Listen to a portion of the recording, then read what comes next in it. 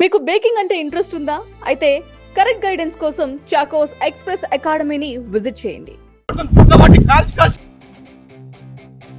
అంత సింపుల్గా రావద్దు సార్ వాళ్ళని ఇట్లా చంపారు అట్లే చంపేది ఉండే సార్ మీరు దొరకబట్టి చంపేది ఉండే సార్ ఇంకా ఛాన్స్ ఇచ్చారు లేకుండే సార్ ఇంటి ప్రశాంతంగా చచ్చిపోయింది సార్ ఇంకా ప్రశాంతంగా చచ్చిపోయేది లేకుండే సార్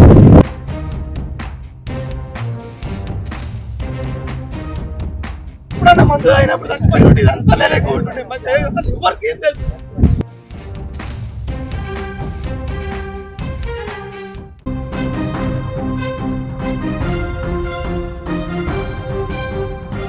చేసిన పాపం ఊరికే పోతుందా? అమాయకుల ఉసురు ఉత్తనే ఉంటుందా? కాలం ఆలస్యంగా సమాధానం చెప్పినా తలరాత రాసే ఆ దేవుడు కళ్ళు తెరిస్తే ఎలా ఉంటుందో చెప్పడానికి ఈ ఘటనే నిదర్శనం. అభంశుభం తెలియని కన్నబిడ్డలు, అర్ధాంగి, ఇలా ఒకరు కాదు ఇద్దరు కాదు, ఏకంగా 6 నిండు ప్రాణాలను బలిగొన్న షాబాద్ నరహంతకుడు రాజ్ కుమార్ కథ ముగిసింది. కనీసం సొంత వాళ్ళు కన్నీరు కార్చే చావా?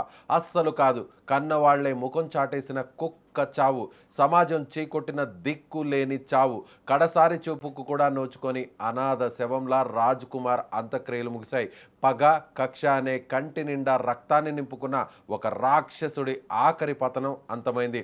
అసలు ఏం సాధించావు రాజ్ కుమార్? పగతో రగిలిపోయావు, కక్షతో కళ్ళు మూసుకుపోయావు, కోపంలో నువ్వు మృగానివి అయిపోయావు. నమ్మిన నీ నీడలో వచ్చిన భార్య, నాన్న అంటూ నీ చుట్టూ తిరిగిన కన్న కొడుకులు వాళ్ళేం తప్పు చేశారు? వాళ్ళేం పాపం చేశారు? రక్తం పంచుకు పుట్టిన బిడ్డలను అంత దారుణంగా రాక్షసంగా చంపేస్తున్నప్పుడు నీ చేతులు ఎలా వనకలేదు? వాళ్ళు భయంతో కేకలు వేస్తుంటే నీ గుండె ఎందుకు కరగలేదు? 6గురిని బలి తీసుకొని ఒక పచ్చని సంసారాన్ని శ్మశానంగా మార్చి ఏం సాధించావు? ఈరోజు నీ చావు చూసి ఏడవడానికి ఒక్కరంటే ఒక్కరు కూడా లేరు. ఇంతకు నువ్వు ఏం సాధించావు రాజ్ కుమార్? నువ్వు చేసిన ఘాతుకానికి కాలమే నీకు మరణ శాసనం రాసింది. రాజ్ కుమార్, ఇక్కడ నువ్వు చట్టం నుంచి తప్పించుకోవచ్చు, జైలు గోడల మధ్య ఉండే కాలాన్ని నుంచి తప్పించుకోవచ్చు, కానీ ఇప్పుడు ప్రకృతి నిన్ను శిక్షించింది. ప్రాణాలు పోయాక నువ్వు పైలోకానికి వెళ్ళావు కదా, అక్కడ నీకు ఆ 6గురు ఎదురైతే ఏం సమాధానం చెప్తావు? కన్న కొడుకులు నీ ముందుకు వచ్చి, నాన్న మేము ఏం తప్పు చేశామని నిన్ను నిలదీస్తే ఏం సమాధానం చెప్తావు? మమ్మల్ని ఎందుకు చంపేశావు నాన్న? అందరి నాన్నలా మమ్మల్ని ఎందుకు ప్రేమించలేదు?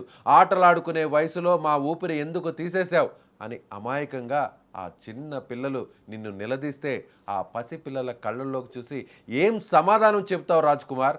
నీ భార్య నీ వైపు చూసి నిలదీస్తే నీ దగ్గర సమాధానం ఉందా? చేసిన పాపానికి ఇక్కడే కాదు, అక్కడ కూడా నీకు నరకం తప్పదు.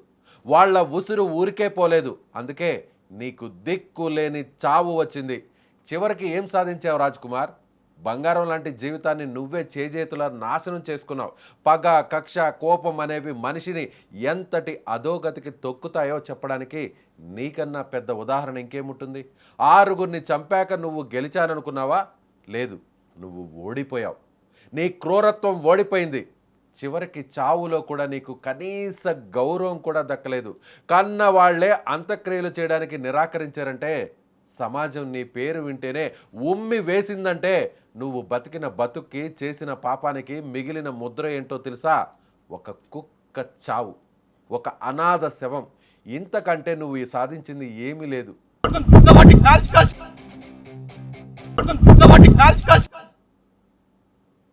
అంత సింపుల్గా రావద్దు సార్ వాళ్ళని ఇట్లా చంపారు అట్లే చంపేది ఉండే సార్ మీరు దొరకబట్టి చంపేది ఉండే సార్ ఇంకా ఛాన్స్ ఇచ్చారు లేకుండే సార్ ఇంటి ప్రశాంతంగా చచ్చిపోయింది సార్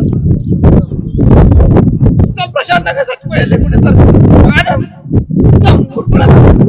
ఇంతమంది జీవితాలన్నీ నాశనం చేస్తున్నారు.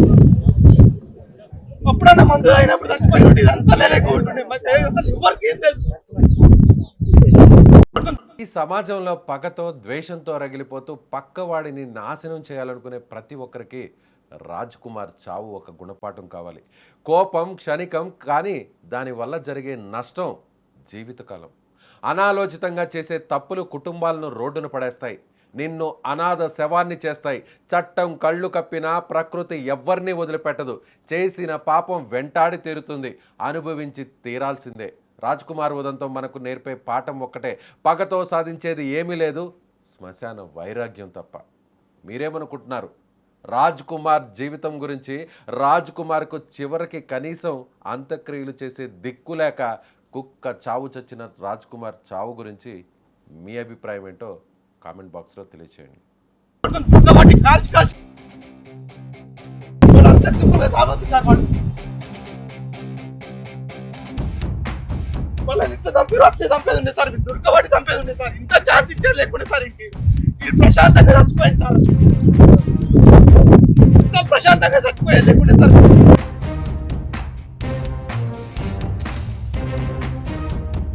ఇప్పుడన్నా మందు అయినప్పుడు చచ్చిపోయి ఉంటే ఇదంతా లేకుండా ఉంటుండే. అసలు ఎవరికి ఏం తెలుసు?